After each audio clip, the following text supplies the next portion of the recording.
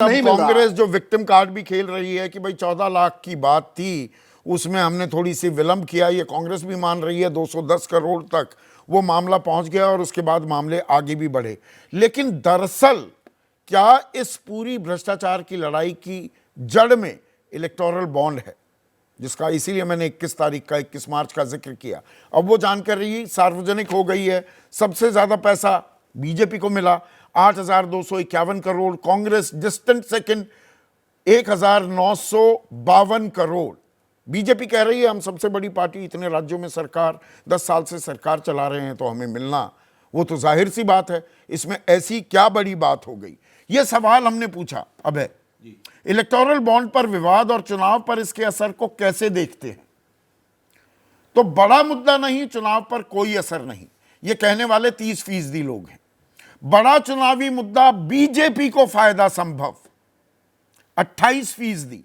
बड़ा मुद्दा विपक्ष के लिए मददगार 28%। कह नहीं सकते 14%। ये बराबर की टक्कर है। इलेक्टोरल बॉन्ड पे ये जो आंकड़े हैं ये बताते हैं कि इलेक्टोरल बॉन्ड का मसला अभी जनता की समझ में नहीं आया है। राय जो है बहुत ज्यादा बटी हुई है और लगभग समान रूप से बटी हुई है, तो कोई किसी तरफ कुछ भी नहीं कह रहा है, इस आंकड़ों से ये लगता है। लेकिन अगर आज जो पहले आपने सवाल पूछे हैं उन सवालों पर गौर किया जाए और हमारे साथियों ने जो समीक्षा की है, बड़ी दिलचस्प समीक्षा की है, उस पर गौर किया जाए, तो मुझे लगता है कि हो सकता है कि मतदाता अभी भारतीय जनता पार्टी को अलग, सरकार को अलग और नरेंद्र मोदी को अलग करके देख रहा हो। ये संभव हो सकता है क्योंकि अभी चुनाव की शुरुआत है। लेकिन अगर प्रधानमंत्री लगातार भ्रष्टाचार के मुद्दे को ही केंद्रस्थ करते रहेंगे, अगर उसी को ही मंच पे लाते रहेंगे और भारतीय जनता पार्टी भी लगातार ये करती रहेगी, तो मेरे ख्याल से इसमें बहुत दिन नहीं लगेंगे कि आम मतदाता इन तीनों को एक जगह करके देखेगा। ये असंभव है कि इनको लगातार पूरे इतने लंबे चुनाव में लोग अलग अलग करके देखते रहें। फिर लोगों को तय करना पड़ेगा कि भाई भारतीय जनता पार्टी, सरकार और नरेंद्र मोदी मिलकर क्या कर रहे हैं और विपक्ष मिलकर क्या कर रहा है। आपको ध्यान होगा कि आपने अभी पिछले दिनों एक सर्वे किया था, जिस सर्वेक्षण की व्याख्या करते हुए यशवंत जी ने कहा था कि जो एनडीए के समर्थक हैं और जो इंडिया गठबंधन के समर्थक हैं, वो दोनों इस सवाल के ऊपर काफी ध्रुवीकृत हैं। उनमें जबरदस्त पोलराइजेशन हो गया है भ्रष्टाचार के प्रश्न के ऊपर। तो उस वक्त मैंने भी ये कहा था और अभी भी मुझे लगता है कि ऐसा इन आंकड़ों से भी लगता है कि हो सकता है कि ऐसा हो कि ये एक ऐसा मुद्दा है, भ्रष्टाचार का मुद्दा, जो भाजपा विरोधी वोट को पोलराइज कर सकता है, ध्रुवीकृत कर सकता है, गैर भाजपा वोट को पोलराइज कर सकता है। इसमें संभावना है। होगा कि नहीं होगा मुझे नहीं पता है, मैं तो सिर्फ आंकड़ों के आधार पर कह रहा हूं। बिल्कुल वो कर सकता है और इन आंकड़ों से भी। पर एक असमंजस अभी भी है, आप ये बात भी स्वीकारते हैं। चुनाव की शुरुआत है, संजय जी ने बिल्कुल ठीक कहा कि अलग अलग तरीके से लोग हो सकता है अभी देख रहे हो, लेकिन मुझे पक्का यकीन है कि ये अगले 10 दिन में ऐसा नहीं होगा। ऐसा नहीं होगा और हम सर्वे एक और करेंगे। बशर्ते भ्रष्टाचार का मुद्दा सभी तरफ से इसी तरीके से चुनाव के ऊपर हावी बना रहे। हम सबसे बड़ा ओपिनियन पोल करने वाले हैं दर्शकों, ये भी खुलासा कर दूं, अभी कुछ ही दिनों बाद आपके सामने वो पोल भी आ जाएगा। अब अरविंद केजरीवाल की भी बात कर ली जाए और इसमें भी कुछ आरोप छिपे हुए हैं। प्रदीप जी जरा गौर कीजिएगा। शराब केस के सरकारी गवाह बने शरद चंद्र रेड्डी को बीजेपी को 50 करोड़ चंदा मिलने के आपके दावे पर आपकी क्या राय है? दरअसल 55 करोड़ का दावा कर रही है। दावा क्या, वो तो सामने आ गया है और अरविंदो फार्मा ने उतने पैसे दिए।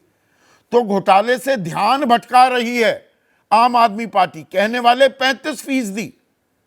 आरोप में कुछ सच्चाई हो सकती है 24%। आरोप ठोस और सही लग रहा है 22%। यह आंकड़ा हो जाता है 46%। केस की जानकारी ही नहीं है 13% और कह नहीं सकते 6%।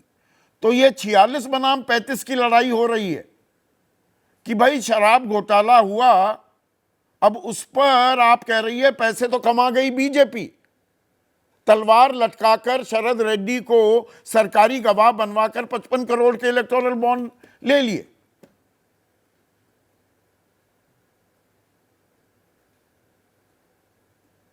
नहीं, देखिए संदीप जी, मैं फिर उसी बात को दोहराऊंगा कि ये भ्रष्टाचार का मुद्दा दरअसल इस बात से तय होगा कि जनता की नजर में किसकी विश्वसनीयता ज्यादा है।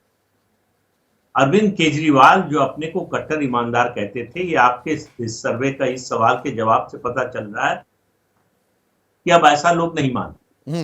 लोगों को भरोसा ना हो कि वो बेईमान हो गए हैं, संदेह तो हो गया है, इतना तो दिखाई दे रहा है। और तो बद कुल से मिलाकर बदनाम बुरा भ्रष्टाचार राजनीति की में। बात जब भी लड़ाई आई है वो परसेप्शन पर तय। जी, मैंने कहा राजनीति में, जिंदगी में भी बद से बदनाम बुरा भी होता तो है, वो ये भी एक perception कड़वी पर तय हकीकत होता है। हाँ, बिल्कुल। तो आप याद कीजिए, बोफोर्स को याद कीजिए, सबसे बड़ा उदाहरण है। राजीव गांधी ने उसमें दलाली ली, ये कभी साबित नहीं हुआ। बिल्कुल। राजीव गांधी बेईमान थे, ये कभी साबित नहीं हुआ, लेकिन परसेप्शन बन गया। और जो अभय जी ने बात कही कि बाजी पलट सकती है, देखिए बाजी पलटने के लिए बाजी पलटने नहीं, वाला इसमें चाहिए। मैं एक और चीज जोड़ दूं बाजी प्रदीप पलटने जी, वाले आपकी की इजाजत अपनी से credibility- एक और चीज जोड़ दूं। 2011 से 13 वो 2G, 3G, 4G, 5G, जीजा जी, कोयला घोटाला, 1,76,000 करोड़ का घोटाला हो गया, ये हो गया, वो हो गया, जो लोग जेल गए सब बाहर हैं, एक गिरफ्तारी नहीं, एक फाइनल कन्विक्शन नहीं। वो जीरो लॉस थियरी ही बाद में असल साबित हुई कानूनी तौर पर।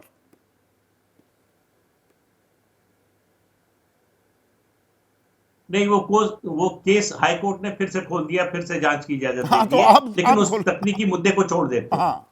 बात फिर मैं कह रहा हूं कि कुल मामला आपने अब ये जो चीजें गिनाई कि ये इतने कदम उठाए जा सकते थे, कुछ नहीं हुआ, फिर भी लोगों का भरोसा मोदी पर है।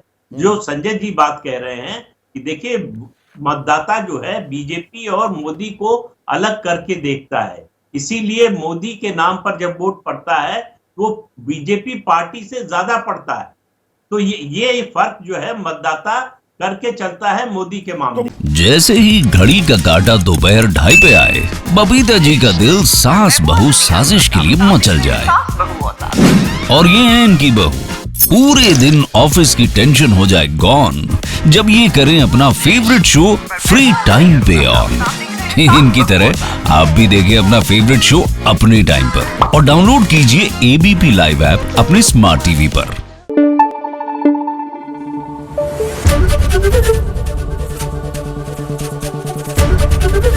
एबीपी न्यूज आपको रखे आगे।